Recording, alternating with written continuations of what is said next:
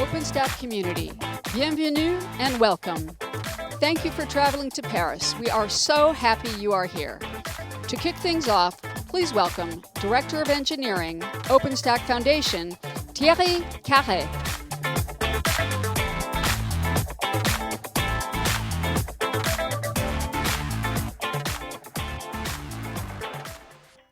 Bonjour à tous et bienvenue à l'OpenStack Summit. Hello everyone and welcome to the OpenStack Summit.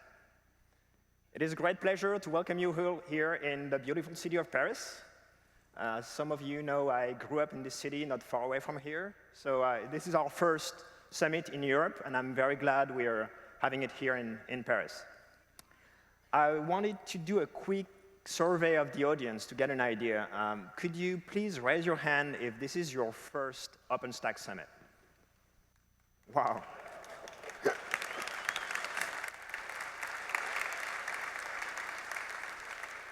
Okay, and please raise your hand if you're coming from France. Well, not too bad.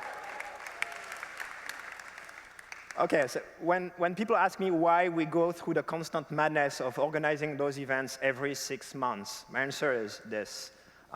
It is our mission to constantly reach out to new people and give the opportunity to people to join our community wherever they are. And here in Paris, we have about 49% of attendees that are coming from Europe, compared to only 9% in the previous summit in Atlanta. So it's really important for us to reach out to those areas of the world. We also have 57% less Americans, which may or may not be a good thing.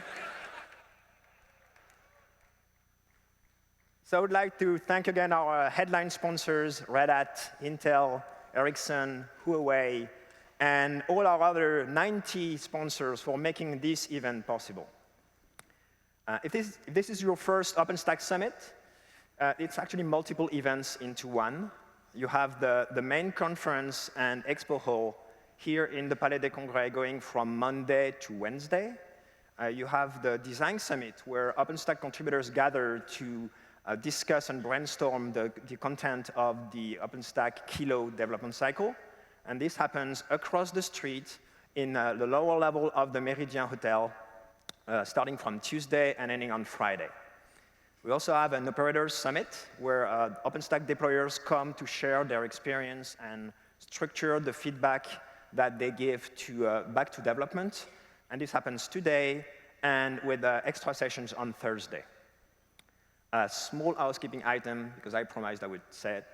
So for full access pass holders, lunch will be served here at the level 2 of the Palais des Congrès today. But starting tomorrow, there will be 2 separate lunch areas, one for Design Summit attendees at the Méridien. So if you're attending the Design Summit, have lunch directly at the Méridien, while everyone else will have lunch here. You will find plenty of very useful information like this on your badges. So please unpack your badges and read. You'll see all that information in there. This is a pretty intense week, so I won't waste any more of your precious time. Please help me welcome on stage our first keynote speaker, a fine connoisseur of Burgundy wine, the Executive Director for the OpenStack Foundation, Mr. Jonathan Bryce.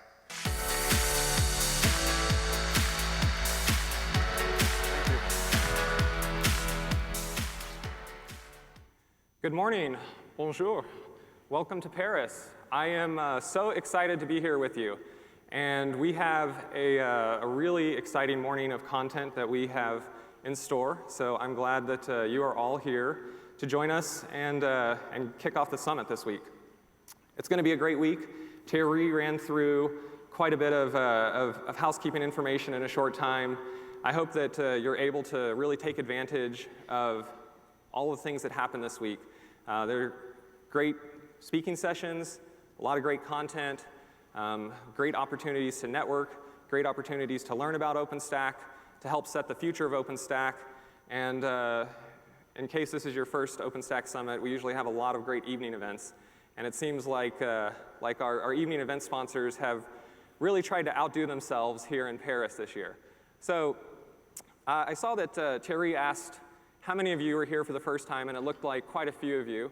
I wanted to know how many of you were here in Atlanta at the last summit? Okay, so a good number, but it's great to see us reaching new audiences. It's also great to see the people who come back again and again and keep us moving forward. We've sold more tickets for this summit than any of our previous summits. So people do like Paris. That's probably not a shocker. And Terry talked about, these are global events. This is our first one that we've brought to Europe, but we have 59 countries represented here this week. So people from all over the world, all sorts of different organizations are here. I want to talk about, to get things started, a few things that we covered in Atlanta, and then build on that a little bit. In Atlanta, I talked about how we are in a very interesting time in the world where everyone competes with a startup. This is a new competitive environment where everyone is facing disruption from smaller, more agile competitors. And it doesn't really matter what the industry is. It can be the finance industry. They have new payment options, Stripe, PayPal, Square, Bitcoin. It could be big media. They have to fight for attention from their users with social media gaming, with companies like Netflix, started out as a company that delivers DVDs and streaming videos, and has now gotten into content, including winning awards doing that. The automotive industry. This is an industry that you would think of as being hard to disrupt. It takes a lot of capital, a lot of investment to go out and break into the automotive industry. But companies like Tesla are really shaking things up. And in the tech industry, there's always disruption. And if you have paid attention to the themes and the trends over the last couple of years, one of the things that you've probably heard about a lot is software-defined everything. We have software-defined storage, software-defined networking, the data center. I think really this is bigger than just technology, though. We are living in a software-defined economy. And I talked about this in Atlanta, and I got a little bit of grief. People said, just what we needed, another buzzword.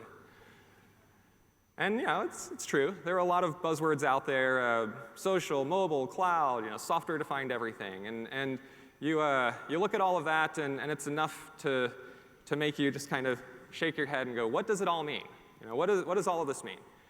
But I think that it actually comes down to some pretty simple concepts. When I talk about the software-defined economy, I'm talking about an environment that we live in where change is easier than ever before, where people can move faster than ever before. And if I can sum it up in one word, I think that it comes down to choice. People have choice like never before, whether it is your customers, your internal users, whether it's you as an IT department trying to decide what you're going to do in your own environment. There is a choice all around you. And this is kind of an interesting shift that we've seen happen over the last few years. There was an old model that I call passive consumption, where we bought what our vendors sold us, we upgraded when they told us to upgrade, multi-year product cycles, sure, we're cool with that. And as a user, we used the computer that our IT department gave us, we used the phone that our IT department gave us, we used the software that our IT department gave us. And that, I think, is a model that is really going away in almost every organization. The model that we're in now is really about getting what you want. And it's because we are all so used to having choice. We want to use our phone, we want to use our tablet, we want to bring our own devices. We want to work the way that we want to work. When I go into data centers and I talk to people who operate data centers, they're mixing and matching every technology inside of that data center, which introduces complexity, but also gives them an advantage because they can meet the needs of their business better through this choice. And on the software development side, we've gone from these extremely long cycles to releasing early and often. What's a release even? I deploy to production. And so this is a new model that we see in technology and also in the consumers of technology, whether they're our customers or whether they're our internal users. No one is passively taking what they are offered anymore. You know, the Central Planning Committee is dead. And what's really interesting to think about here is how this has happened. You know, in a lot of cases, this is driven from many areas of the business. The business doesn't accept force-fed technology. People talk about cloud and virtualization. What's the difference? Well, I think there are obviously technology differences, but to me, one of the biggest differences is how they actually came into use. For the most part, virtualization is a technology that was brought in by IT departments. It was a planned implementation of a large-scale virtualization environment. You know, virtualization was driven by IT. Cloud, however, has been this kind of insurgent technology. Cloud has been driven by people all around the edges of the business. And everyone in a business now is able to make technology decisions. It's not about the Central Planning Committee anymore. It's who has a credit card. And they can go out and procure the technology that they want. All of these technology decisions are moving out to the edges of the business. Even things like software development. This is one of the trends that's been really interesting to watch, how inside of organizations, software development is happening in pockets all over these organizations, in the marketing department, in the internal departments, in all of these business units. And in many ways, you know, as this starts to happen, every company becomes a software company. And so the most successful organizations are the ones who are building frameworks. They're creating platforms so that their business users can create the environment they want. There's an interesting analogy here. I noticed an article in the Wall Street Journal a couple months back, and pointed out that the world's largest toy company recently became Lego. They surpassed Mattel. And what is Lego? Legos are a framework for creating the environment you want. It's very simple building blocks that you can turn into anything you want. We actually have a Lego station, I think, on one of the floors, and I'm going to be looking forward to seeing what people put together up there. You know, these simple fundamental building blocks can become anything. And that is what we've seen with cloud, and why cloud adoption has just skyrocketed. Because organizations now have the ability, with these frameworks, to build the environment that they need to put these pieces together and make whatever they want. And so, you know, this cloud revolution has presented challenges, for sure, to a number of companies. But it also presents the biggest opportunity in a generation for those of us in IT. This is our biggest opportunity to have a massive impact directly on our businesses. So this is a great time to be here, a great time to be involved in all of this. You know, one of the things that's also been interesting is to hear how people think about the technologies that run. You know, people say OpenStack gets used for dev, test, and web a lot, and that's true. You know, they will say it's used for these, not production workloads. But it actually is used for production workloads. Companies like Intel and SAP are actually speaking here this week about how they are doing enterprise deployments and enterprise applications on top of OpenStack. But I actually think that we're missing the point here. In this new world that we live in this software-defined economy, what is production all about? What does it mean? Well, at its root, you know, production is about producing. It's about producing value for your business, producing value for your users, and for your customers. And for those of us in technology, just running standard off-the-shelf software, that is no longer enough to provide the value that our businesses need. You know, unless you are in the email business, it doesn't matter if you run Exchange better than other people. You know, that's not the core value to your business that you can provide. And so we have to think about, from a technology perspective, how do we drive value to the business? And in many cases, it comes down to driving innovation. We have to make technology frameworks that allow our businesses to move faster and to seize this massive opportunity. So again, I think, you know, for all of us here, this is the biggest opportunity of our career. And that is very exciting to be at a moment like that. One of the things that's also been interesting that I would say over the last decade is to see how innovation has changed from something that happens in large corporations in a proprietary model or in big institutions to something that's distributed among collaborative teams, just like what's going to happen here this week. You know, OpenStack is a great example of technology that's built by thousands of developers from hundreds of countries, hundreds of companies, and We do it all in the open. And that's been a trend that's been happening for a while. So I'm really excited to have our next speaker here. He's someone who has been driving collaborative development and open source movements for years, and he is also someone who provided a lot of support for OpenStack and for the OpenStack Foundation as we were getting started. So please help me welcome to the stage the Executive Director of the Linux Foundation, Jim Zemlin.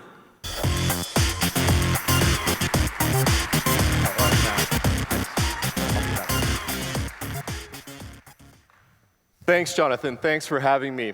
You know, when I mentioned to someone that I was coming to the OpenStack event this week, they said, you know, Jim, that's a good event for you to go to because nobody cares about Linux anymore, right? OpenStack, now that is where it is at. And you know, I'm looking around the room here, and I think they might be right. You guys should give yourselves a round of applause. This is an amazing, amazing group of people.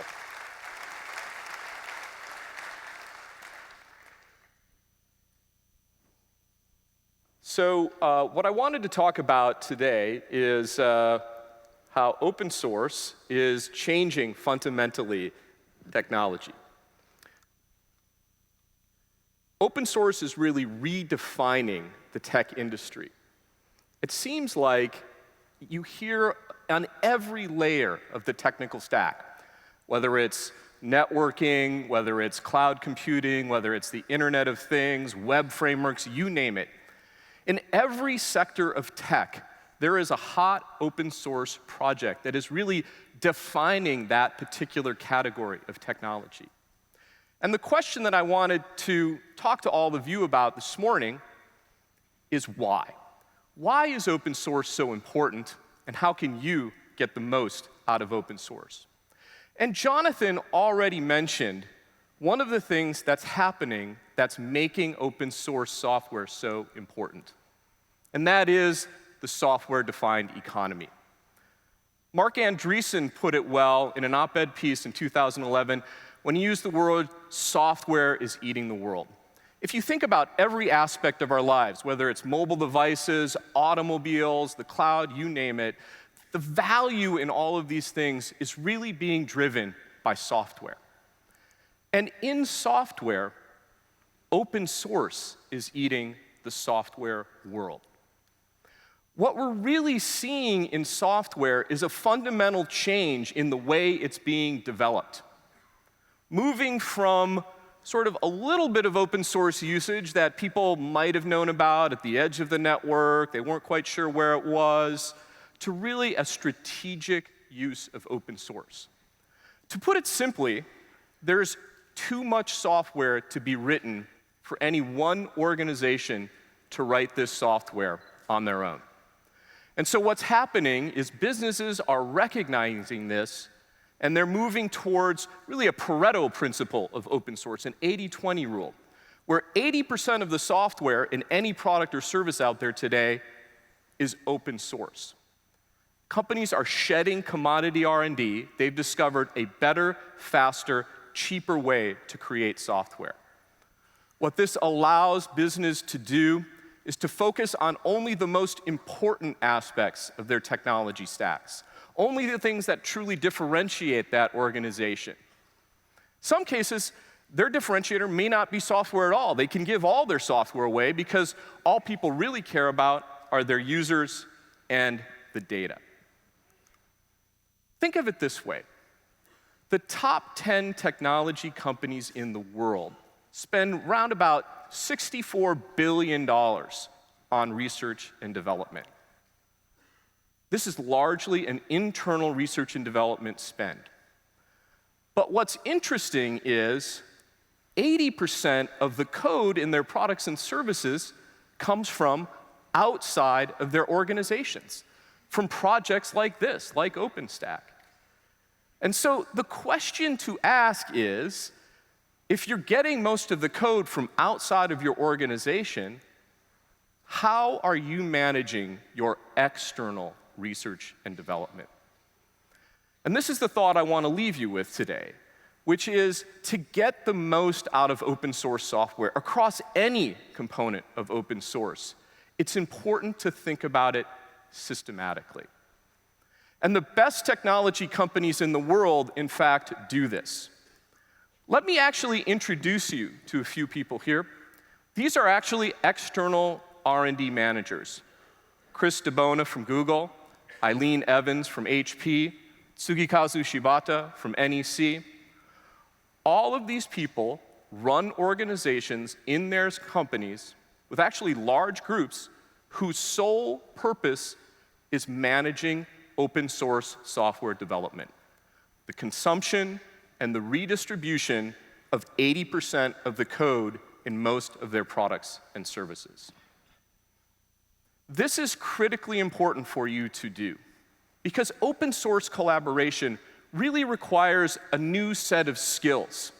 Even though open source has been around a while, now that it's become the dominant form of software development, it's important to understand how to pick the right projects, how to understand the intellectual property frameworks that govern those projects, how to understand the social coding style within those projects, and how to understand integrating, collecting that code within your organization, improving it, making changes, giving those changes back to the central project, and creating products and services that creates this virtuous cycle of continuous improvement for both your company and for the open source project.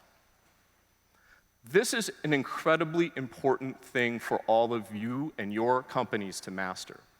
So if you don't have an external R&D org at your organization, you should start doing that right now. Because the question to ask is, are you ready for the next open source blockbuster? And by the way, what does an open source blockbuster really look like? Well, let me show you. It looks a little like this. Does anyone recognize thousands of individuals, hundreds of companies, events filled to the gills like this? OpenStack, without question, is a blockbuster. You are all doing an amazing job. Linux as well. Changes 9 times an hour, represents a $10 billion collective R&D investment. Every market that Linux has gone into, it has conquered. And all of these things are important, but not enough. You have done incredibly well. The business value here is incredible, but that is not enough to explain why open source is so important and why all of you are on the right side of history. I want to show a short video that I didn't think defines what an open source blockbuster is all about. Let's roll the video.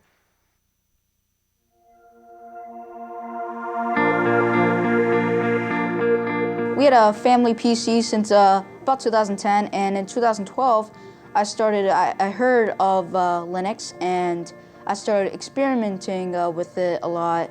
I think my first distro was Ubuntu 12.04 that I tried out in VirtualBox. I don't know too much programming. I don't even know much programming, but I would still love to learn programming and even get a job. You know, maybe someday I could probably become a sysadmin in Linux. I could help people use Linux.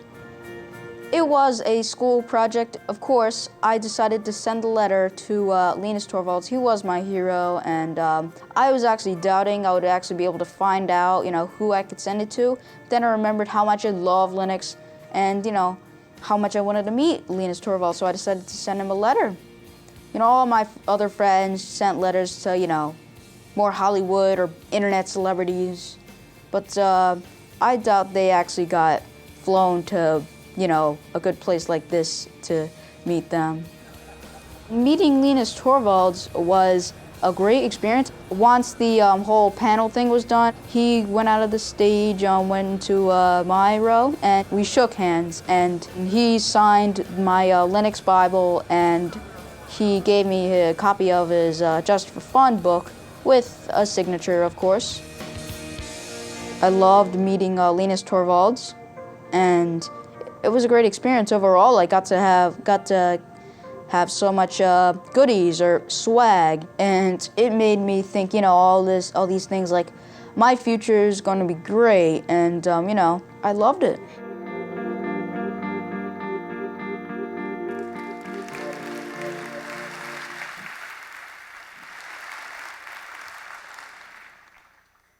Helping an 11-year-old boy have the best day of his life, that is an open source blockbuster.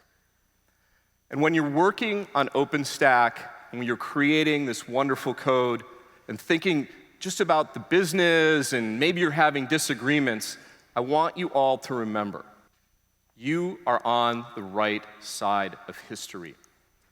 Because Richard Stallman was right. Sharing matters. What you are doing is bigger than any one of you. You are all working on something where you can better yourself, you can better your company, and you can better the world. And that is a very rare thing. And I want to thank all of you for this amazing work. Thank you very much.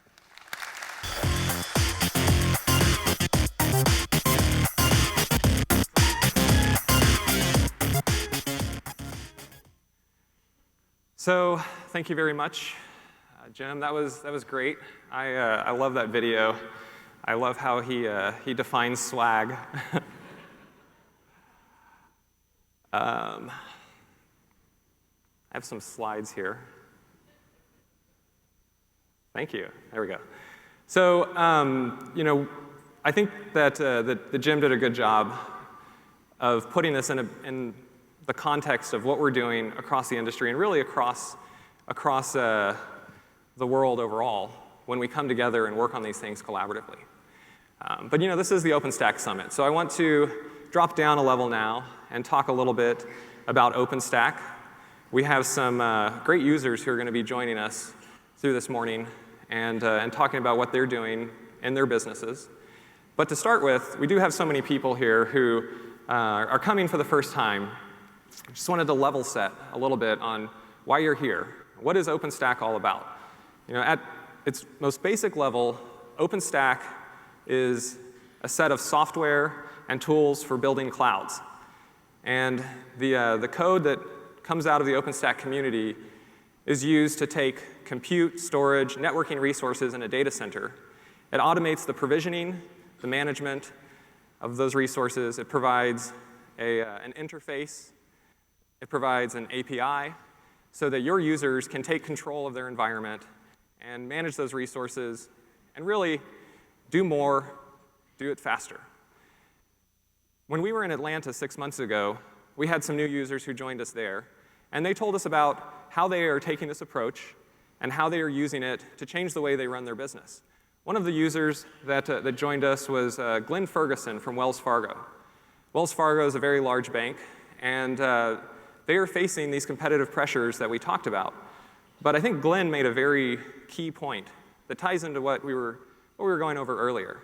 For him, he said that OpenStack provides a line that allows choice in the data center for his team to decide what technologies to deploy, whether it's because of a vendor relationship, cost, performance, security, whatever the business requirements are, they can put the right things in the data center. But because OpenStack provides a clean distinction between those resources and the consumers of those resources, it also gives his users choice to determine how they deploy their applications, how they build their applications, how they scale their applications. So, this set of software is this line that provides choice for the users as well as the IT department. One of the other users that joined us was Chris Lonnie from the Walt Disney Company. And Chris is a really interesting guy. He's kind of funny. He has a lot of one-liners. He said, you always hear the saying where it's good, fast, cheap, and you can pick two. And he said that nowadays what he hears is it's just fast, fast, fast. People want a faster lover's pizza with an extra topping of faster. And for him, what he's trying to do is provide infrastructure that lets his teams move faster. He also has some really interesting points about how to do this transition, because it's not always the technology that's the problem. There are cultural issues and problems inside of big organizations in making changes like this. And so he talked about how really we need to think like product managers at a product company. We have to find early adopters who are going to go out and advocate for these new systems, and we need to build them in a way where people want to come opt into it, because they have choice. Your audience is no longer captive. They can choose to use you, or they've got that credit card and they can go somewhere to a public cloud. And he illustrates this with a little bit of a question. So this is a slide from Chris here that I borrowed. What do these items have in common? You know, it's just a random set of things: a lie detector, a Geiger counter, jetpack fuel.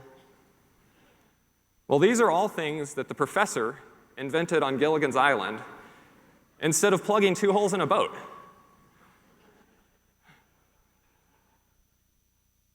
Chris's point is, you know, sometimes in technology we get caught up with the cool gadgets and we forget about results.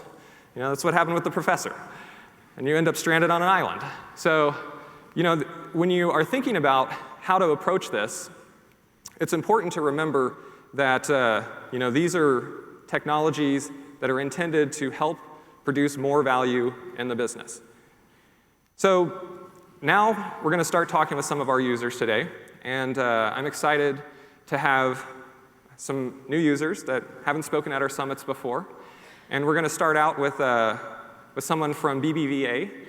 BBVA is a global bank, and they are working on this same kind of transition that many of you are, and many companies around the world.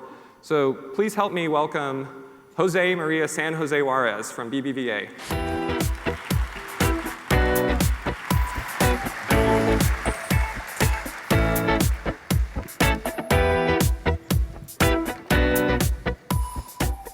Thank you, guys.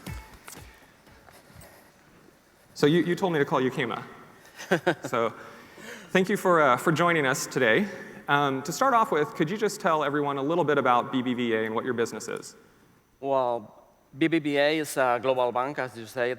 We have operation in 31 countries.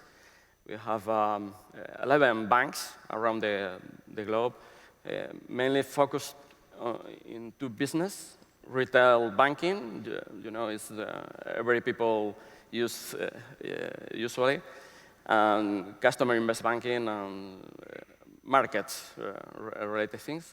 We have around 600 billion of assets, 100,000 employees. Well, it's a very good place to work in. Yes. Yes, absolutely. So, you know, you have customers all over the globe. Yeah. How do you interact with them primarily at this point? Well, mainly a relationship with bank is a digital relationship because money, in fact, is digital. Yes, it's all digital now. Yeah, absolutely. Our relationship is through applications. When you go to an ATM, for example, you are using an application, or when you make a transfer, you are using your mobile application for make that transfer. And the main relationship with customers are applications. Mm-hmm. So it is, you know, what we've been talking about with software. That is how you interact with your customers, and that's the main way. It's these software applications. Yeah. I'm referring, of course. Yeah. So when you know, when you are going through and you're creating these applications and operating them, what are some of the challenges that you face in the bank? Well, we have a traditional IT like other banks, and with that IT, it's impossible to have, for example, an application in a week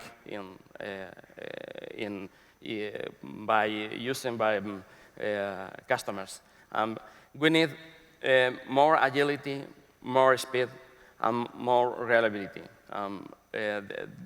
That is our challenge right now. Mm-hmm, yeah, and besides the technology, as you try to move to, you said, more agility, more speed, what are some of the other challenges that you face? Yes, because people are used to use technology in a traditional way, building silos. We have to transform their minds. Our main challenge is culture, because people are accustomed to use technology in a way different a modern way. Right, yes. And so I know that you guys have started to take a cloud approach to try to solve some of these technology challenges and also give your users and your application developers more options. Can you tell us a little bit about your approach to cloud? Yeah, we want to give our developers to give the opportunity to use a programmatic approach to use infrastructure. Because right now, when we build an application, a software application, people build a silo, including infrastructure with the application itself. With a programmatic approach using cloud, you can include the code of infrastructure itself into the code, and you build a complete application. You can deploy in one cloud, or private or public cloud. Right, and so you have a deployment in Spain right now, yeah. And are you planning to expand that as well? Yes, next year we have plans to put another instance of our private cloud using OpenStack in America, in Mexico, where we have data centers, and use a hybrid cloud combined with Amazon or other public cloud providers. Right, yes. So you talked about a programmatic approach. Just to kind of sum it up here, what do you think is ultimately going to be the impact to your business of being able to bring this programmatic approach into BBVA? The first question is agility. In a digital world, you have to be agile in order to give value at the speed to the customers and have ever-evolving applications. You need a continuous delivery approach in order to have this. You need also scalability. And for this, with traditional infrastructure, it's almost impossible to have this. You need a programmatic approach in order to program that scalability in a programmatic infrastructure. Mm-hmm. Okay. Well, really appreciate you being here. Thank you for coming and sharing some of your story. Yeah. Thank you very much.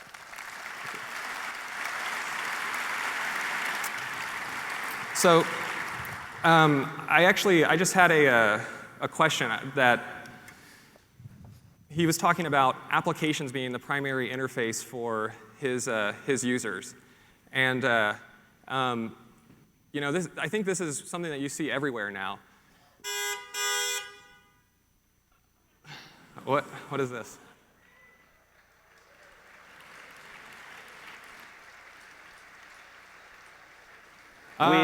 We got stuck in that roundabout at the Arc de Triomphe. I'm really sorry we missed your keynote, man. See, who do we have? We have Alan Clark. I tried to get these stackers here as fast as I could. Ann Gentle, Monty Taylor, I see.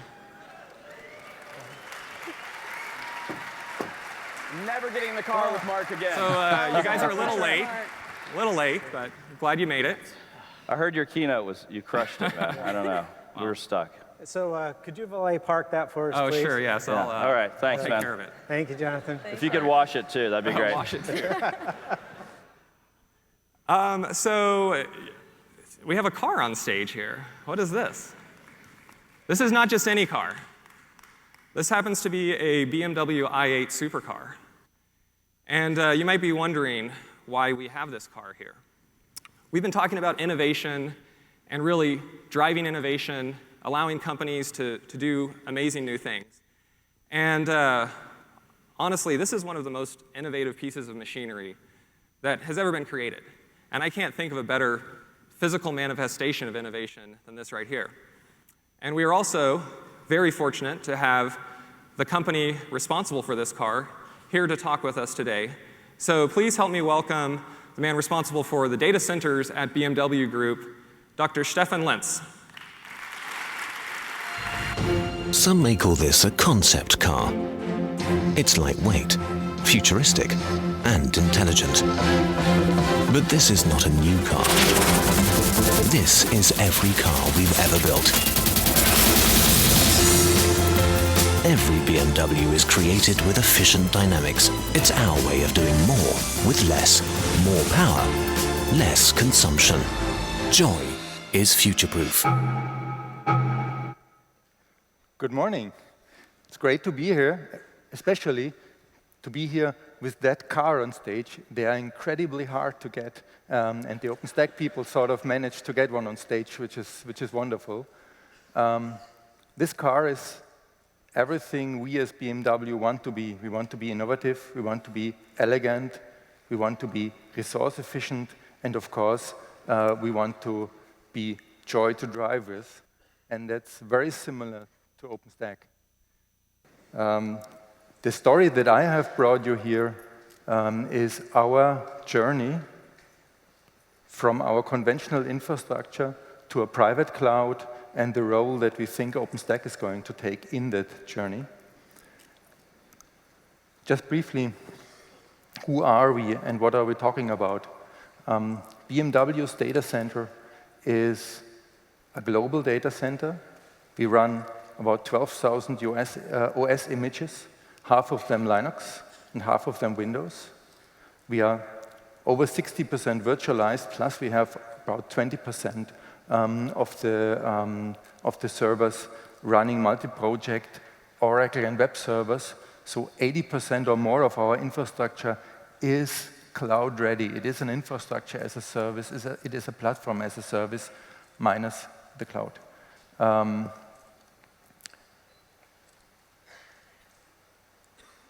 This data center is global, and when I say global, it means we run every server, or 98% of all servers worldwide, out of operations team in Munich.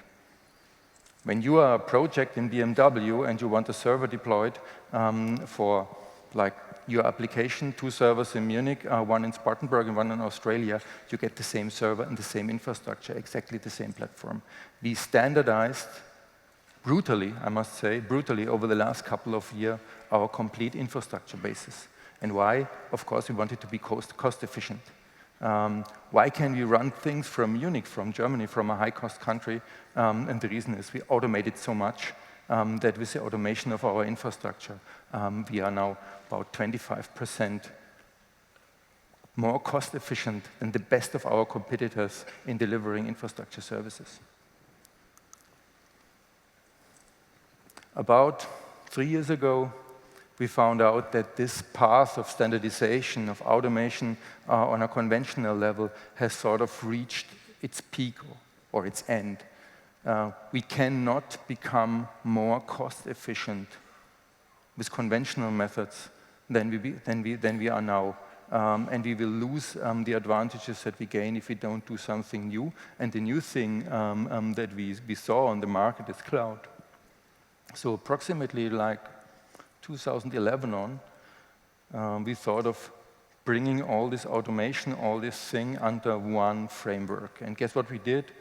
We developed a piece of software internally, our own, in Python, modular, with a database, and we called it our internal private cloud. And it was wonderful, worked perfect. I mean, we really got into something, we got new efficiencies, everything was great. And then we ran into trouble. Things wouldn't go like we thought, quality problems, all kinds of things. I'm not going to tell you why we got into problems now. I saved this for later.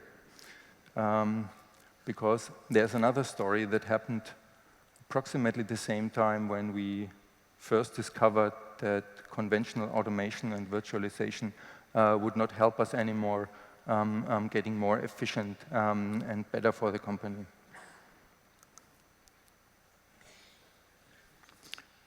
I became a manager 10 years ago. Before that, I was a system administrator, software developer, software architect, all kinds of practical jobs where you do real work. Then became a manager. And as a manager, you get used to one thing, and this is really interesting. People come to you and present you facts on slides. So they come with the slides, and the slides are always the same. I mean, they contain bars and arrows and sometimes round shapes and management buzzwords on one side. the more you are in management and the more people forget that you had been the technical guy earlier, the more intense this gets. And I always ask people, I mean, if you come to me for a presentation, please give me facts, give me information, give me something I can work with. And it's always the bars and the arrows and the round shapes, yeah? And I had on OpenStack in particular and on cloud management, I had approximately 20 or 25 management presentations over the year 2012 and 2013, and one of the company really did it. I mean, I said in this presentation, I had told them specifically what I wanted to learn on OpenStack, and I had told them specifically that I want to have some idea how we can use it for our internal cloud initiative. And again, it was just these bars, round shapes, and arrows and all that. And I said, this is it. I told to my assistant, no one will get any more time with me on a presentation on cloud management. And then the one-room apartment was born. The one-room apartment is one old server, 7 or 8 years old, that we got out of more or less garbage bin of our data center, and I installed Icehouse myself, just to see what it was really all about. And in our next management workshop, I told the guys, listen, you have to reserve 3 hours for me, because in these 3 hours, I will tell you what cloud is really all about and what's going wrong with our internal cloud project. And they reluctantly did this. After half an hour, the first guy said, why do we all get so technical? And I was just talking about what we have today in virtualization, so I mean, it really was a little bit difficult. But in the end, they all listened. And the sandbox, this one-room apartment, because everything, you know, like compute node, networking, control node, everything is in this one server. The sandbox helped us to understand cloud and to change direction. By the way, it was Ubuntu-based, which does not mean that BMW has adopted Ubuntu now. It's just my personal favorite, but it's sorry, Suse.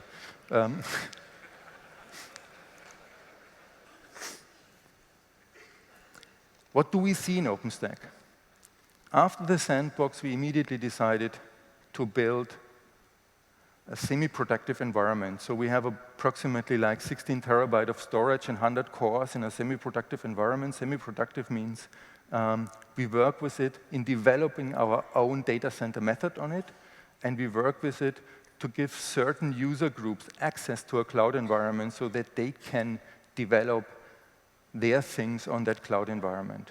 And that's the current status, 100 cores, something nice and small and reasonable. We see in OpenStack two big advantages. First, we have an API and a data model to describe cloud and virtual instances that will become industry standard. Yeah. So when anyone develops on that, it will be stable. We do not have to change whole tool chains. Yeah. That's the one thing we see, big advantage, and that's the point where we failed because we were unable with our internal cloud, with our own development, to get that stable and good. Yeah. And the second thing we see is it is open source and free. Yeah? No one earns money on the growth of our company. No one comes with license fees, with unexpected license fees after we have developed a lot of software around them. And we have experienced that a lot. So that's the reason why we think that OpenStack is the right choice as a core for our automation. We are not going to put really highly productive workloads on this at the moment, but this is just a statement for at the moment. We have on Linux virtualization all the SAP, all the database, all the production control environments that built this. Yeah? And this is a 60 seconds clock that ticks. Every 60 seconds your IT doesn't run. One car is not built. Yeah? So we have that already on OpenXAN, on SUSE, on Linux, and it works perfect. I think OpenStack can be part of that tool set, of the tool chain, but we have to do more development on that. and bring more thought in that. We are conservative people. We want to build cars and not primarily develop software. The thing that bothers us most in OpenStack currently is the release cycles and the huge changes that we have from release to release. So if you are developers, then the thing I just want to give you is one message. Industry grade, we need more stability still in the future, but that doesn't prevent us to use it just right now as it is. Thank you.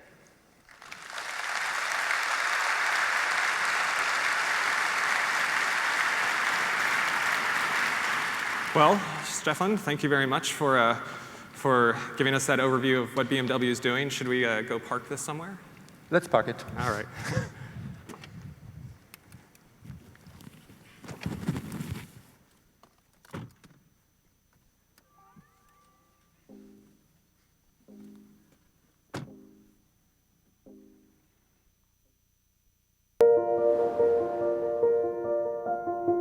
We are in a world where more data, devices, and services generates more demand for, well, more data, devices, and services.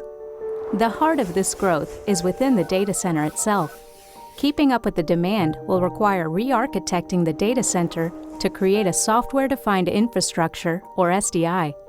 To achieve SDI, data centers need to orchestrate their virtualized environments. OpenStack is a key to orchestration, allowing applications to be automatically deployed much faster. Intel is taking OpenStack to the next level with built-in intelligence that exposes data center capacity and usage patterns. This allows software and hardware to work together seamlessly. With intelligent OpenStack solutions, you get the best of both worlds: automated service delivery and management, and the confidence that utilization is optimized. Tools are also available to speed application development, protect your data, stay compliant, and increase performance. Let's tap the powerful combination of effective tools, Intel's proven support for open source communities, and your expertise. Together, we can bring the benefits of SDI to enterprises large and small.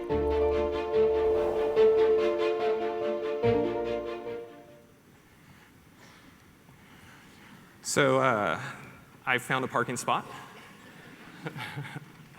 This car is going to be here all week in the expo hall upstairs. So I hope you will all take an opportunity to go back and take a look at it, get some pictures. It's a pretty sweet vehicle, I have to say. Even though I didn't really get to, see how fast it goes here on the stage. So we heard from BBVA. We've heard from BMW. Those are both European users.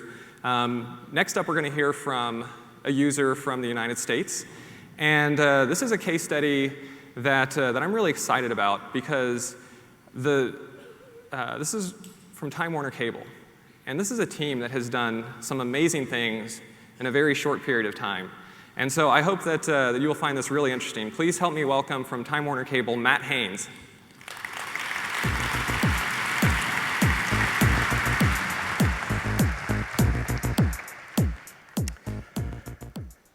Thank you, Jonathan. I am happy to be here today to share our stand-up story and how that fits into some of the exciting changes we have happening at Time Warner Cable. So Time Warner Cable is the second largest cable provider in the United States, providing television, broadband, phone, and business services to 15 million customers in major market centers, including Los Angeles and New York City. And for the past several years, Time Warner Cable has been on a mission to change the nature of television. Moving from a world in which we serve our content at very specific times to a few TVs in your home, we're embarking on a journey that serves any content to any device, anytime, and anywhere. We think it's pretty exciting. Let's take a look. Welcome to a new way to experience TV. Watch what you love anywhere you want on your devices with TV from Time Warner Cable. It's more than just your favorite shows and movies. It's TV the way you want it with the TWC TV app, the #1 rated pay TV distributor app that makes it possible to transform every screen in your home into a TV. Watch more of what you love on your devices, only with Time Warner Cable. So that's an exciting future that we're in the middle of. And bringing that to place requires a significant number of changes in technology, culture, and organization within the company. From a technology perspective, we have a whole new set of set-top boxes and software that powers them, new architectures for transcoding and delivering content, and software platforms for a wide range of consumer devices. From a cultural standpoint, we're evolving from slow and methodical into rapid and fail-fast delivery, matching the rapid evolution of our device platforms. And from an organizational standpoint, we are starting to evolve into DevOps organizations that can deliver on this culture. For a cable company, these are pretty exciting times. A year ago, I came to Time Warner Cable to transform our infrastructure into a self-service platform that would be able to support this new vision for television, and one that would help in the transformation for technology, culture, and organization within the company. Having worked with OpenStack at scale since the Diablo days, I knew it had the potential to deliver what we needed. So after grabbing a couple of folks from inside of the company and a couple of folks from outside, we sat down late last year to do a little stand-up planning. And as anybody who's stood up OpenStack at scale knows, there are a number of decisions that need to be made before getting started. Which set of services are you going to deploy? How many data centers or regions will be involved? What are the provider and tenant networks going to look like? And networking, at the end of the day, is everything. And what are the system workloads? And importantly, what kind of operational stability do you need for the environment? Complicating our designs were my desires to have a certain set of operational requirements in place. Because we were going to run in multiple data centers, I wanted global identity to make it seamless for our customers to get into. I wanted to be close to trunk to take advantage of fast-moving projects like Neutron, and also to be able to provide a certain level of agnostic approach to vendors. I wanted automated deployments to make it easy to stay close to trunk, and I wanted an HA and DR control plane to give us enterprise stability. Geo-redundant object storage is very important, so we give our customers a very safe place to put their data. And in short, I really wanted operational maturity for enterprise applications at service provider scale. So with the holidays fast approaching, I needed a little advice. Our little 4-person rock band was being stretched a bit thin. I reached out to Lou Tucker and Joe Arnold, asked them for some help on early design components for object storage and networking. And with just before the holidays, we ordered some hardware so that when January came around, we'd be ready to rack and stack and get this going. We started the new year, and I added one final requirement. I wanted to be open for business in 6 months, meeting all the requirements and at the scale that would drive this business. So needless to say, we were off and running. Well, not surprisingly, we tripped a few times. Our tenant networking designs changed several times, moving from a flat network architecture that's similar to Nova Networking to one that uses the latest SDN support in Neutron, Icehouse, with an ML2 plugin and VXLAN overlay. And these changes rippled through our provider network, causing us to go touch in all of our servers. Another bump in the road for us was the desire to have live migration with attached volumes. This was an extremely important operational requirement that I thought was important. And the initial design for our block storage was a SAN fiber channel platform, and that was a little too far out in front of where the community was early this year. So once again, we adjusted. We racked a new set of Ceph block storage nodes, and we retouched all of our servers again, and we were off and running. By the end of Q1, we were well on our way, The team had Havana up in 2 regions, and we were iterating towards Icehouse. The team started to grow, and importantly, experienced hands joined the team to iterate on those initial designs and improve them. And by the end of Q2, just 6 months after we started, we were open for business at Time Warner Cable. With an initial capacity for thousands of VMs, hundreds of terabytes of usable object and block storage operating out of 2 data centers, we were starting to onboard applications, the same kind of applications that are changing the way we view TV. Since then, we've continued to grow and mature. The team is now about 15 folks located in 3 geographic regions. We've invested in hardening and maturing the platform. We've invested in the community by contributing upstream in a number of projects. And we've more than doubled our initial rollout capacity in Q1 with a production mirror staging environment as well that helps us stay close to trunk. Today, in fact, our automated tooling keeps us as close to trunk as we would like to be. Going forward, we're looking at adding a number of new services to make it easier to build and manage applications, DNS, load balancing, messaging, and the like, and whatever else our customers say they need to build the kind of applications that deliver their value. Underlying it all, however, are 3 important objectives that I was given when I came to the company. Build a scalable infrastructure, make it extremely stable, and make it cost-effective. We're also spending a lot of time helping other teams at Time Warner Cable use OpenStack as a vehicle for changing the way they develop, deploy, and support their fast-changing applications.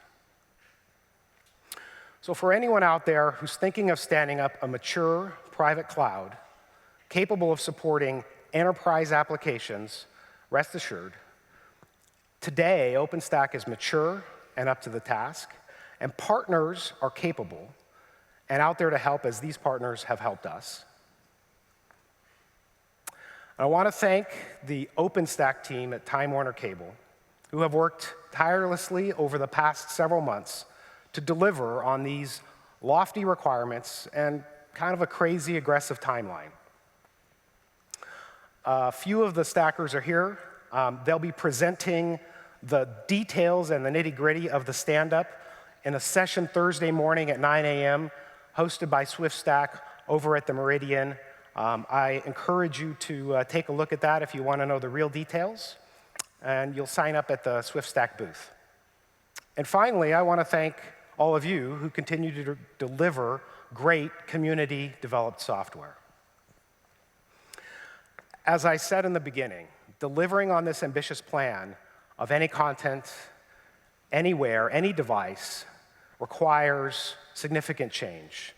OpenStack and the DevOps team at Time Warner Cable that designs, deploys, and supports this are examples of changes for our technology, culture, and organization. And we continue to use those and OpenStack to drive changes throughout all of Time Warner Cable. Thank you.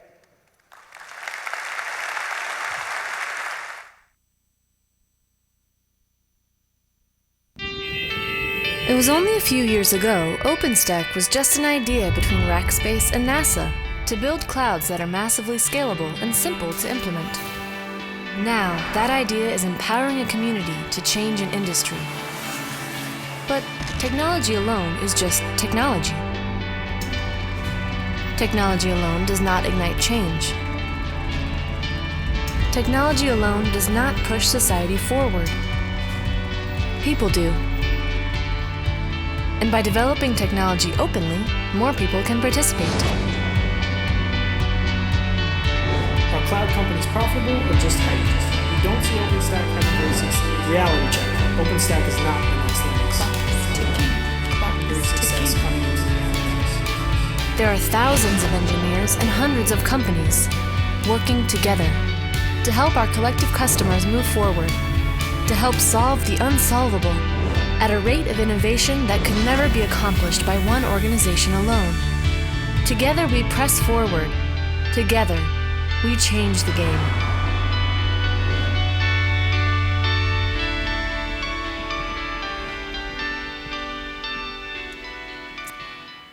Thank you, Matt. That is such an impressive story to me whenever I hear him talk about that, what they were able to do with their team and their partners in 6 months.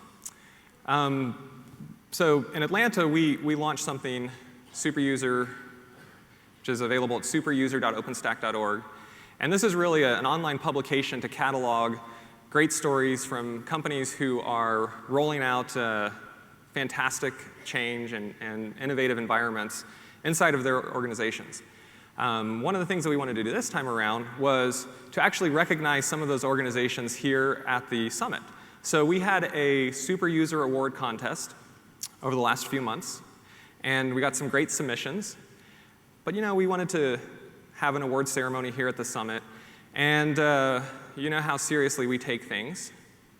We take them extremely seriously.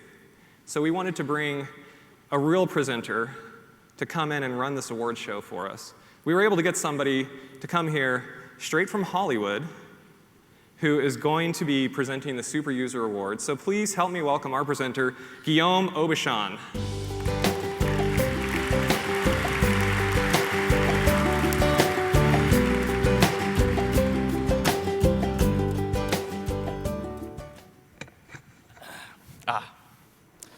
So, first of all, let's have a big hand for open source. Yeah. I love an open source of booze, especially. Mwah. So, let's talk about what a super user is. Super user is someone who loves themselves while loving you. Yes. There's someone who builds their business while contributing back to the community. But the bottom line about a super user is that they're better than you. That's really what it comes down to. So let's make the magic. We had a lot of great judges for this. A very diverse team of judges, including one very, very handsome man from Digital Film Tree. A beautiful man with a warm and open heart. And we deliberated for a long time on all of these submissions that took people all of 10 minutes to fill out those submissions. So next time, I expect to see more submissions. Make the magic. So let's talk about the 4 finalists. There were a lot of great submissions. And let's make the magic. So NBC, Comcast, great finalists, producers of Kojak in the 70s, users of OpenStack now. Make the magic. They didn't do the shot of the CERN. Yes, smushing those particles together. It's like an applesauce of physics in their OpenStack cloud. They're going to make either your world better or they're going to destroy it with a black hole. Nobody knows.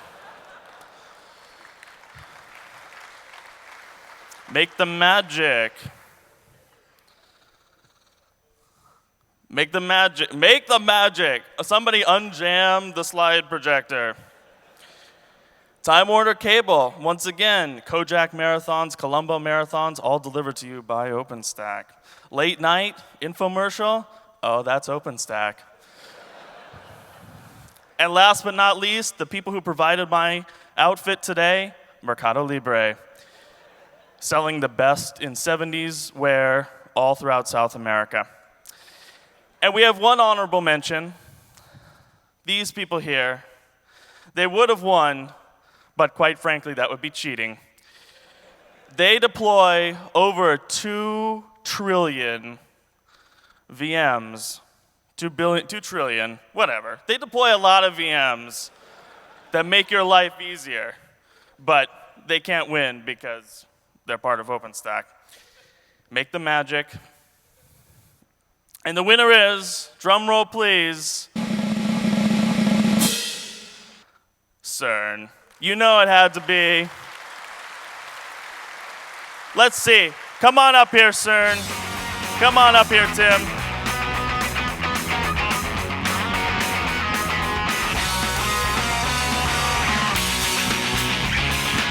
Come on.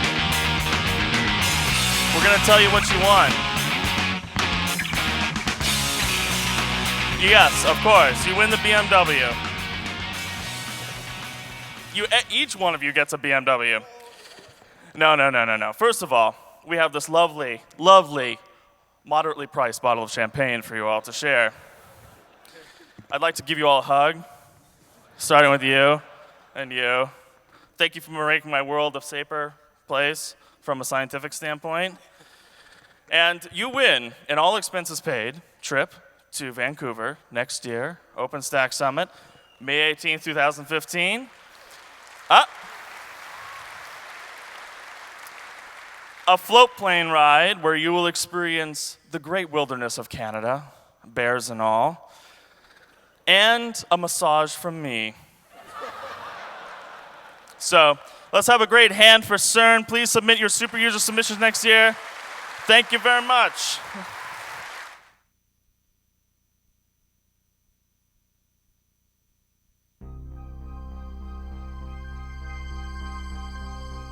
CERN has a very simple mission, which is to understand the universe, how it works and what it's made of. We have already contributed significantly to the discovery of the Higgs boson, for which the Nobel Prize was awarded last year. CERN's always been a contributor towards open source projects. We invented the World Wide Web in the 90s, and since then we've been contributing regularly to open source projects. Today we are using OpenStack as a way of improving the efficiency of computer operations within CERN in order to analyze the 35 petabytes of data which comes from the Large Hadron Collider. Currently we're running an OpenStack cloud of 65,000 cores across 2 data centers in Geneva and Hungary. We've already got 700 physicists who are using that facility in order to analyze the production data from the LHC that was recorded in the previous 4 years. People are now getting resources in 15 minutes that used to take a week or months to be delivered. When the Icehouse release notes came out, and we saw as one of the headline items was the Federation contributions. That's a cause of great pride to see that in a short period of 6 months we have gone from an initial concept working through with the community and got code into the mainline source code so that other sites can then also be using that around the world. The OpenStack cloud at CERN went into production in July last year, which coincided with the award of the Nobel Prize for the Higgs boson discovery. Looking forward, there are lots of other exciting areas of physics that we'll be looking into during the life of the LHC, which is expected to be around 20 years. We would hope that a lot of those discoveries will be assisted with the aid of the OpenStack resources that are now available at CERN and at other sites around the world.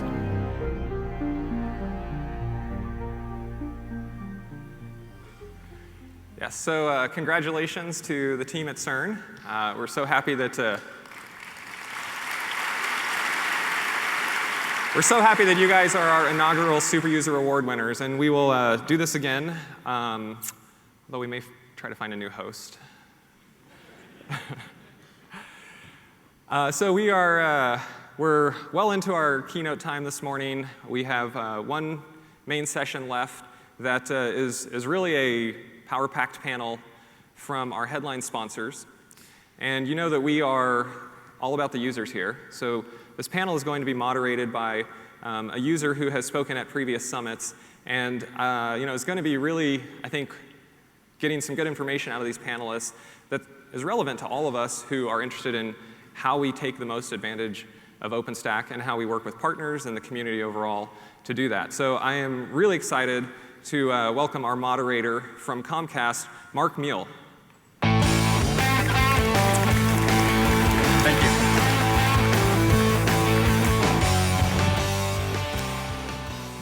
Thank you, Jonathan. It's great to be here. How's everybody doing? Good. All right, we're on the tail end of our keynote session today, so let's not keep you all waiting. Although I was tempted to take a quick jaunt off in that BMW. I got to go talk to Stefan about that a little bit later. That's a pretty sweet car. We got to look at it backstage. You definitely want to take a few minutes and check this puppy out. So let me introduce some of our panelists today. Our first person hails from Dublin, Ireland. He's got a huge, well-known passion for open source. He's contributed to a variety of projects over the years, and he's well known to our OpenStack community. He's been the PTL for Oslo. He's been a member of the technical committee and an individual director on the board. Please welcome Mark McLaughlin, the OpenStack technical director at Red Hat. Welcome. Okay. Our second panelist is got a tremendous wealth of experience. He started out at SGI doing interactive television, which is near and dear to my heart, kind of before its time. He was working at startups before startups were cool. He was employee number 5 at Vitria Technology. He was a founding member of the VMware team that did the vCenter product. Everybody's probably familiar with that. And today he's the CTO of cloud computing at Huawei. Please welcome Haiying Wang. Welcome. All right. Next, we have a person who's held a variety of technology R&D roles, big thinker. He led Ericsson's strategy shift to the cloud, including selecting OpenStack as Ericsson's cloud platform. And he's done a number of open source projects at Ericsson as well. Today, he's in the CTO office as the Vice President of Networking and Implementation Architecture. Let's welcome Matt Carlson, please. Thanks, Matt. OK, and our final panelist joined Intel in 1991, and she's held a variety of roles there. Started out in the systems engineering group, did some pretty cool stuff with factory automation apps. Maybe we'll see if we can explore that a little bit on the panel, or you can talk to her afterwards. And now she's back in a systems engineering role, where she's responsible for building, deploying, and running their hybrid cloud for Intel IT. Please welcome Intel IT's product owner for hybrid cloud, Ruchi Bhargav. There we go. Welcome. All right, gang, here we go. So I thought we'd start with a pretty reasonable introductory question. We won't get to the hard stuff until later. But why is OpenStack important to you and your companies? Mark, maybe you can start us off. Yep, sure. Well, I guess from Red Hat's perspective, fundamentally we're trying to be a full spectrum provider of solutions for the cloud data center. And obviously OpenStack is a key technology part of that. But I think what really excites us about OpenStack is just this amazing, diverse, vibrant open source project we've built here. And we're a pure play open source company, and this is the exact environment that we know great stuff is going to happen here, and we know how to bring that value to our customers through our products and our partner ecosystem. For me, at a very personal level, I've been working on OpenStack for our open source for something like 15 years, and I guess I've set my mind to trying to figure out how to prove that open source is the ideal way for cross-industry collaboration on technology. And I think OpenStack is just the really ideal example of that happening. So I'm really realization, yeah. Excited to be part of it. Haiying, how about you? Oh, yeah. I think Huawei is a big telco company. We benefited from the standard. I think for new technology to get adoption, open and then standard system is crucial. So I think OpenStack playing that role. From our perspective, foremost, we want to make OpenStack to be successful, to become a standard for more wider adoptions. So that's why we have a dedicated team contributing on the OpenStack. Yeah. Great, thanks. Mats, would you like to take a shot? Continue on I think the Open API, that you have something that can drive industry alignment. The open source models as such, driving innovation and speed. I think a third aspect that we really see important is that OpenStack is actually the only one that provides a true multi-vendor orchestration engine, so to say, because you can actually add whatever third-party software, or whatever third-party services, or whatever third-party equipment that you want. So to say, and I think that is pretty unique, that it's a pluggable architecture. I think that has been important for us. That's fantastic coming from a vendor that might want to sell every component, or might want to be able to play in every component, allowing us to plug in different pieces. As a user, that seems like it's pretty, that's one of my goals anyway. Ruchi, how about you? Why are you excited about OpenStack? So Intel, as you saw in the video before and the presentation, that is driving the vision of a software-defined infrastructure and redefining the data center. And with that, it's very important to have a single control plane as the orchestration layer, and nothing better than OpenStack to drive that. So I think that's where Intel is really vested in this. Awesome. That sounds like a great vision, but you and I are users. Mm-hmm. let's talk about some of the pain points that we feel at Comcast and at Intel IT around OpenStack and what we need to do as a community to make it better. What are the pain points? I'll talk about the pain points, and I see 3 key pain points, and I think a lot of folks here from the enterprise world will relate to that. One is to have rolling upgrades. You want to upgrade from, how many of you are probably still on Havana, and maybe some on Grizzly. You want to do upgrades without bringing downtime to the tenants. So that's one. And then enterprise shops have a lot of investments in infrastructure. So how do we integrate the legacy existing infrastructure investments into OpenStack? That's another very important area which is a big pain point for me. And the third part is, as a hybrid cloud product owner, to do federated identity authentication with a public cloud. That's again a big pain point. We've done POCs, but still something to grow on. Awesome. Stability and scalability, key themes, I think, for probably both of our companies. There has been this emphasis on features. So OpenStack has been running forward, adding new features as we go. I wonder if we could solicit some thoughts from some of the supplier side of our panel around what we can do to increase stability and scalability around the OpenStack infrastructure. I can maybe start. No, I think, talking to a number of operators, a lot of them are kind of stuck on Havana because they can't do an upgrade. So I think just getting upgrades, getting automatic backup and restore and all these things into place, I think it's a key. Because when we are starting deploying these telecom workloads, this is services that requires 5 nines of availability and including planned downtime. We need to have, for instance, rolling upgrades in place because we can't afford, to take down the system. How about, let's talk about installation and deployments. I think, Haiying, you had some thoughts that you wanted to share on that when we were prepping. Yes, I think as OpenStack getting mature, we still have lots to do. People starting to adopt. I think the challenge for them that this kind of software-defined infrastructure move the function from hardware to software, make it more dynamic, but at the same time make it very hard for users to adopt. So we see lots of effort on standing up the OpenStack, but that's just first step. If the software-defined infrastructure without run operatively correctly and updated correctly, it will become obsolete or often hardware very quickly. So the installation and running the infrastructure and keep them updated as a software itself is a moving target. So I think the next wave is the tools to help people to adopt OpenStack, to run OpenStack, to keep them updated as the software itself move forward. Mark, what have you been hearing from customers?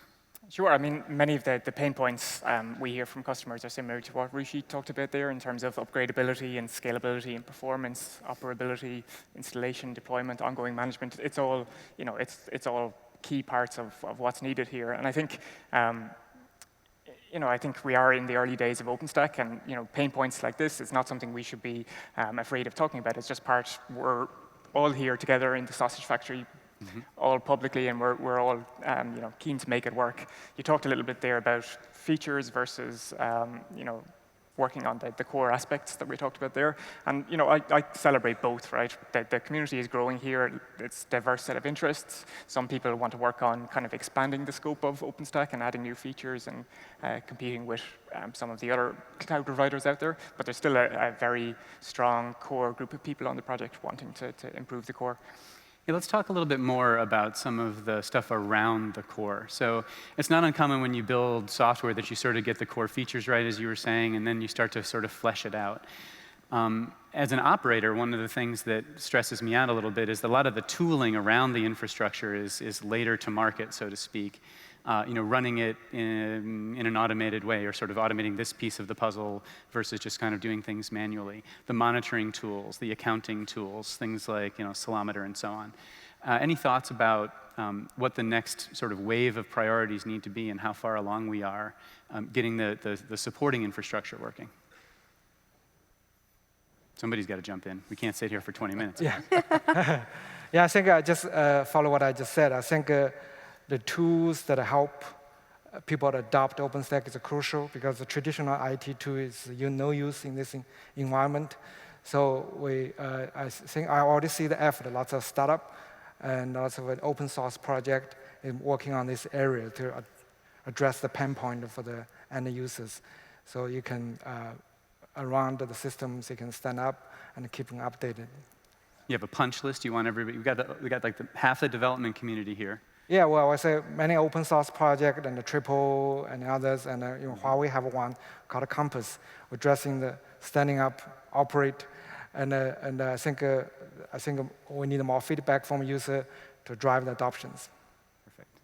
So we at Intel have enterprise use case, and then we also have, I guess, in the industry, the HPC use case, where you could have 10,000 servers, and you want to deploy code and on all of them within minutes. Today, with Python, I think it's going to be a challenge because it's interpreted, and from what I have heard from some of my engineers, that Facebook does, I don't remember what the technology is. Basically, it's compiled Python kind of stuff. So maybe that's something which our community could go address. Right, so there are high-scale use cases that even though this is a highly scalable architecture, we don't quite address them well. Right. 10,000 VMs at one time seems like a big task to me. We don't have that kind of use case at Comcast, but in the HPC world, not only at Intel, but across the globe. Yeah, we should get the CERN guys back out here, ask them if they've got any tricks up their sleeves. Good, let's talk a little bit about NFV. There are always these, Jonathan put up the buzzword bingo sheet. I'm not sure if NFV was actually on the list there, but it is one of the things that seems to be on this parallel track to all of our work here in OpenStack. And as a user, I kind of wonder, are these things destined to be parallel forever, or do we need to bring them together? Go ahead, Matt. Well, I think NFV is actually, as I said, about virtualizing applications and a network within the operator's network domain. And I think it's probably one of the biggest transformations for years now, because we believe that within a couple of years, maybe more than 50% of the applications on the network will be virtualized. When I look on the demands, I think a lot of the demands are really the same as the demands that we will see for enterprises or high-end enterprises. That is audit, logging, troubleshooting, all this. Maybe the only thing that sticks out is maybe that we need to orchestrate the wide area network. We need to have line rates to the virtual machines, etc. But I think NFV, to a large degree, will most likely drive the same type of requirements that we will see for enterprises. So I have big hope that the kind of world can make combined forces in making this happen. Good. Yeah, I mean, for me personally, I wrote a blog post on kind of my NFV journey there recently, and it started for me in Dublin about a year ago when I visited a local partner company there, and they mentioned NFV, and I'd never heard of it. So they explained it in terms of the application requirements for these really highly specialized applications in NFV, and my instinct was, no, OpenStack, that's not, OpenStack's never going to satisfy that. But I think I've learned over the year that this isn't just taking these existing applications and trying to make them work in a cloud. It's actually the telco market embracing the notion of an elastic cloud, but the applications do have some very specific requirements, say, around deterministic performance and networking requirements, and actually what we're seeing evolving now is really interesting ways that they can fit in behind the OpenStack abstraction and make total sense for OpenStack to support. And so I think it's really exciting to see a huge market like the telco market about to be transformed by OpenStack and open source. As a buyer of a lot of those services, one of the questions that I kind of wrestle with a little bit is, there are some companies that have well-established big iron, routing infrastructure, switching technology, and so on. And they start from a different point than sort of the upstart startup who is building new software from scratch. I wonder if you guys have any thoughts about sort of approaching NFV from the point of view of a well-established network infrastructure company versus starting from a startup and being able to build software that's meant to be virtualized, meant to run sort of in a distributed fashion. So yeah, I think you mentioned that whether they're parallel. I think when they started 2 years ago, it does seem parallel because OpenStack is more a bottom-up approach and engineer-driven and modular, and NFV is more top-down. But I think now they're getting closer. OpenStack Society more pushing, more try to meet in the middle, provide functions. They have a subcommittee for NFV in OpenStack. At the same time, the NFV society is also more realistic to choose not specific platform, but the current platform, but using upstream contribution to figure out what they need. So in the between, I think the challenge here is that when you move the functions from box to software, it gives you dynamics. You take advantage of scale up and scale down and the commodity hardware, but at the same time, you lose some control for deterministic computing and SLA. So I think this area that are being pushed. For startup, they may just scratch from a new application, fitting the a cloud platform. But for established one, they already have apps. You try to fit in the current new infrastructures.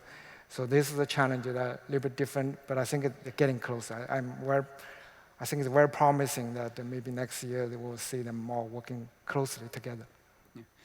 Mats, you have well-established vertically integrated systems at Ericsson that you guys have been selling to a variety of customers for many years.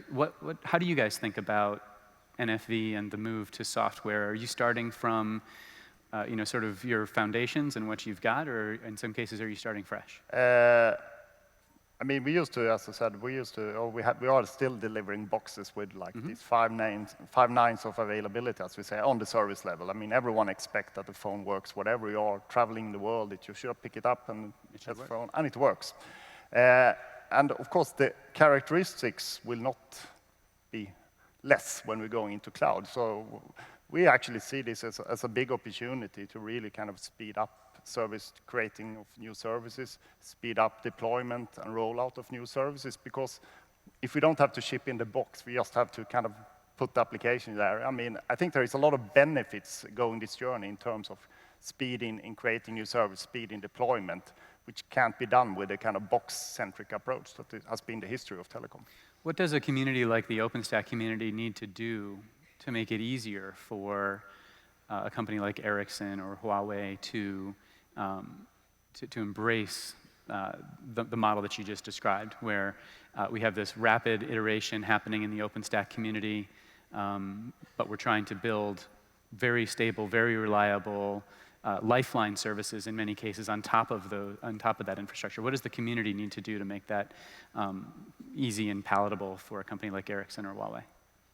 I think in OpenStack, I already see the sign. It's more coordinated effort, because before it's more, each module is sort of independent. So and the telco usually it's a whole spectrum standard. The application, OpenStack right now focus more private enterprise cloud, but the telco is sort of between enterprise and consumer, so big apps, so cross data center coordinations. Those are the futures. If Neutron, Nova, all this group can work together, and then at the same time, NPNFV, all those guys can work together, so we can see this can be better fit quickly. Right? So I think it's getting closer. It's got there, but if you ask us more, I think we want OpenStack to be stand up to more coordinated focus on some of the realistic requirement from NFV side. Mm-hmm. Maybe I can add on to create this OpenNFV, which is a kind of collection of operators and vendors in creating an NFV, actually a working reference platform, which I think is a good step, so to say, that you actually, the target is to have a working reference platform.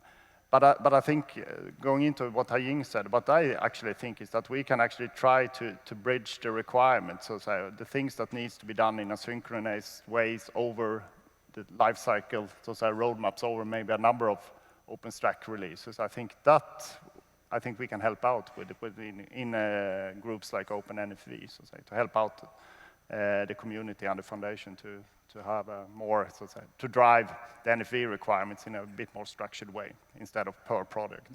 So let's talk a little bit about that tipping point, if we can, and maybe Mark, you can lead us off on this. Have we hit a point where the way we do this development and the way we sort of manage the product, so to speak, have we hit a tipping point where stability and scalability issues need to be addressed? and maybe bumped up in priority relative to the feature priority that we've been marching down? Yeah, I mean, in terms of those cases, I think what the developer community, which I guess where I've come from, what they're starving from is real kind of concrete feedback from operators and users, and so we need to, figure out how to build a closer feedback loops between the developer community and the operator and user community. And kind of similar to your previous question there, it's not so much what should the community do for users or operators, or what should the community do for NFV vendors, but more how can the operators and vendors feel like they're more part of the community and contribute in different ways to the project other than just code. So typically in open source projects, it's very difficult for anyone to figure out how to contribute something other than code. And I think in the case of NFV and in the case of the Windows Enterprise Working Group, we're finding ways that product managers and people with kind of an understanding of the requirements can come together, collaborate, and really provide very useful and concrete feedback and input to the developer community to feed off. And so that's a really exciting development, I think, within the project right now. Pretty good. So, something which Jonathan said in his keynote really resonated with me, and what, Mark, you talked about is the software-defined economy. And that's really going to drive this, because we, in order to do things really fast, you want to take the IT group out of the picture. And that's where NFV would, where you have the proprietary stacks of hardware, and you can, orchestrate it with the software layer. That would be really cool. I should mention that we are taking some questions from Twitter. I don't know if we were able to get something up on the screen, but if you tweet with the hashtag OpenStack panel, there are some folks in the back that'll pop up some questions onto the downstage monitors for us. So let's talk a little bit about the Intel IT Cloud, if you don't mind. Sure. How do you decide between splitting a workload or a project between your private instances and some public instance? Okay, so we don't have a production hybrid cloud going, but we do have public cloud usage as well as private cloud usage. Initially, it was the power of the credit card, as we heard earlier. So people just went because IT was bureaucratic. We had our own stringent requirements, so they just went for ease of use. But we have put a collective thoughts together and put systems in place so that they only go to public cloud, because we've already got a huge amount of investments in our data centers, and we don't want to waste those. So as long as we offer the capability and we have the location available, we prefer that they stay in-house. When we don't have the capability, yes, public cloud is the option. And what we are trying to get with the hybrid cloud solution is, it's become seamless to the customer, to our end users, that they get what they need, irrespective of where it's residing. What kind of conversations do the rest of you have with your customers as you talk to them about private versus public cloud options?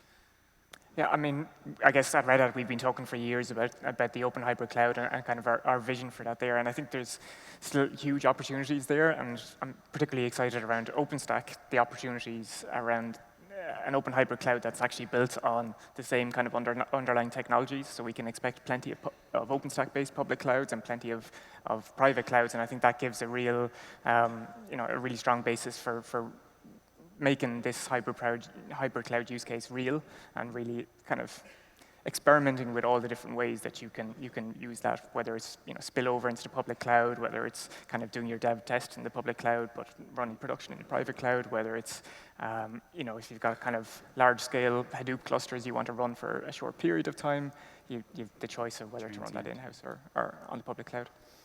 Good. Yeah, I think it is obvious that cloud will be the big part of future infrastructures.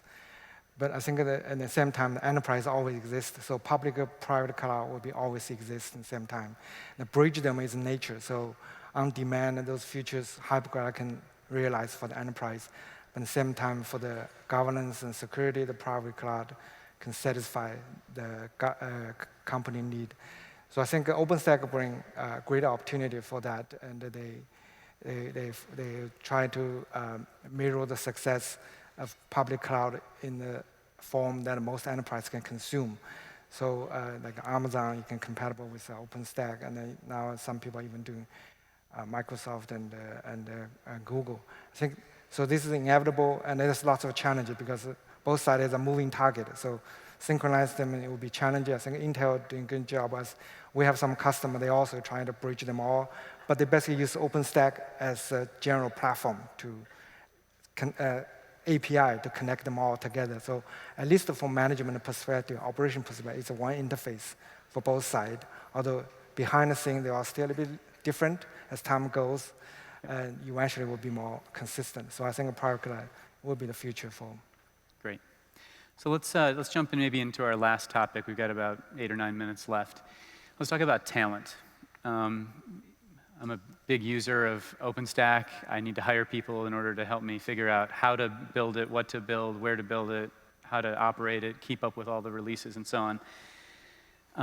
There was a great happy hour last night for the women of OpenStack. Wow.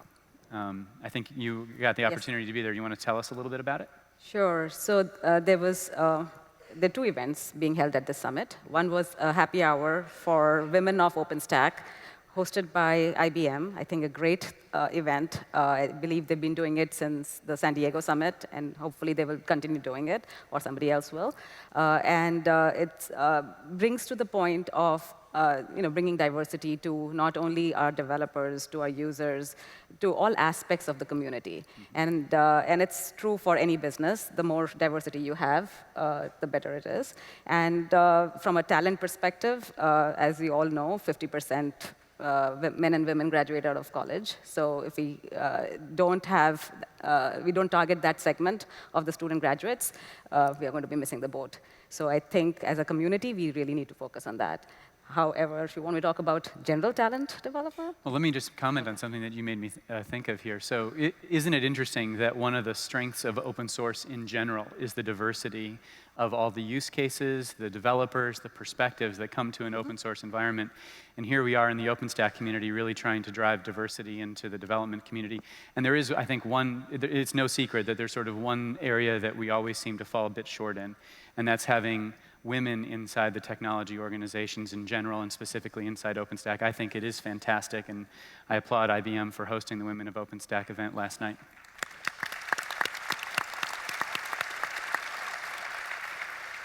So why don't we make it a little bit more generic and talk a little bit about generic talent for OpenStack? And that's, again, I'm sure all of you, from whichever group you are in, whichever company you are in, you find it extremely hard to find developers, deployers of OpenStack. And what we, at least at Intel, have started doing is tapping into the talent early. Starting from high school, we plan to host hackathons where we'll get high school kids to go fix bugs, try to teach them. And we heard about the Linux student there. I think we are trying to get... we'll have to get under 7th grade somehow. That's the new bar. Yeah, now, well, that's something new which I learned. So that's maybe going there is next. And then globally, wherever we have teams, development teams at Intel, we have partnered with the universities. And in Poland, we've got a grant to go with and work with the university to develop OpenStack talent.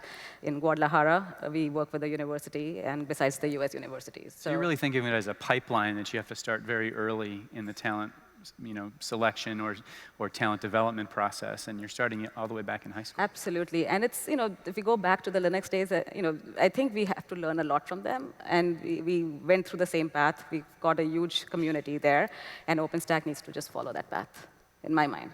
So once we get this great pipeline going, we've got people that are sort of flowing out the end of this river into the OpenStack community.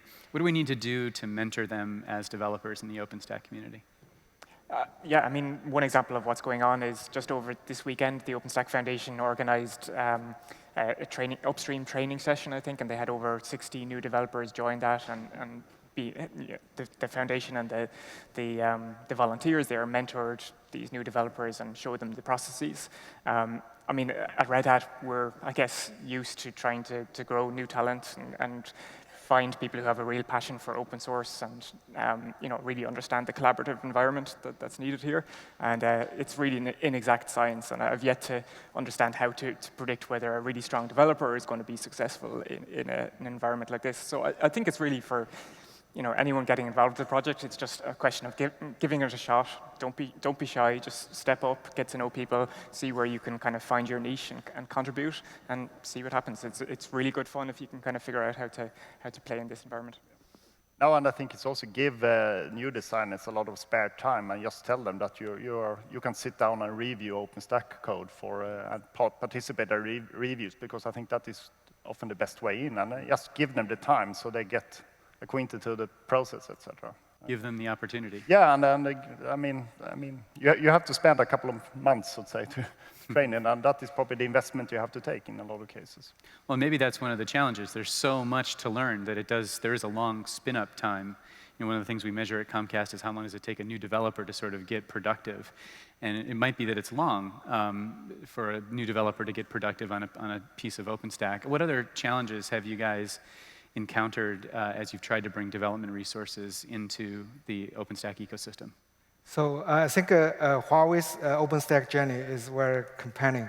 And OpenStack really is an international movement. So you need to get all people to get involved. But we do have unique challenges, like many other companies here. We have language challenges, English predominant. So if you're not English, you have some challenge over there. And there's a culture clash because it's more open discussion, and for Asia countries, it's less comfortable with the style. But as we go, and I think community is very welcome. So as we go, we overcome all those. And I remember the first team member checking the code from China would take a couple of months because there's lots of things you have to go through.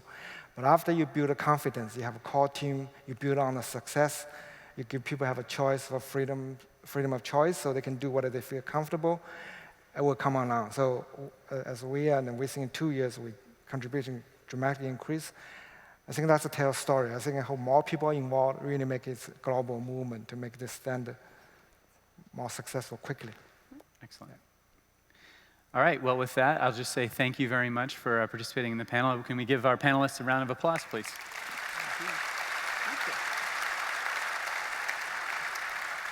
I think we're going to go back to Jonathan.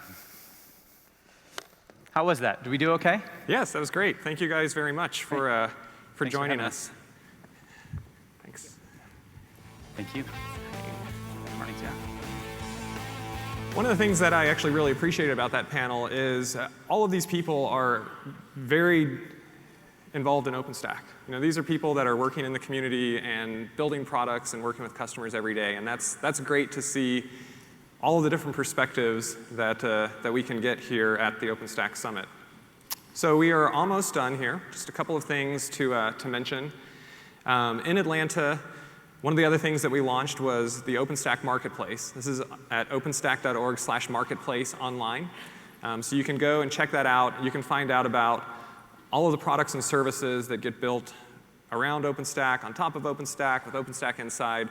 Very useful resource if you are trying to find a way to get started with OpenStack and someone who can help you with that. The thing that we do with that when we come to our summits is we bring the marketplace here in a physical manifestation, and that is our expo hall. It is located up a floor. I think some of you were there earlier for the coffee that we had. That's going to be open today, tomorrow, and Wednesday. And as we mentioned earlier, there's the BMW up there that you can go look at. There's also a park that has coffee and snacks, and as well as all of these companies are dying to show you the latest and greatest tools and systems and products that they've built with OpenStack. So please go ahead and check that out when you get a chance. We'll be doing a booth crawl if you want another excuse to go up there, along with a contest. And as Thierry mentioned at the beginning, all of this is available on your badge. So open that up and find out everything that you need to know for the week. So I want to say thank you to everyone for being here. I want to especially thank all of our speakers who joined us today, who told us how they are implementing OpenStack. All of you for traveling here. I think we're going to have an incredible week. This is really an amazing opportunity that we all have to make a big impact in our businesses, on OpenStack and cloud and the industry. And so this is a really, really good week for all of us. So let's make the most of it. And finally, I want to thank the teams that put this together. This is a big event now. I mean, we had cars on stage and videos and all this stuff. It's crazy. A lot of work goes into it, and I really do want to thank the staff at the OpenStack Foundation and the teams at F and Tech who run our events. If you have comments, we're always open to feedback. We love to make these better every single time. So thank you very much to all of you, and have a good time with OpenStack this week.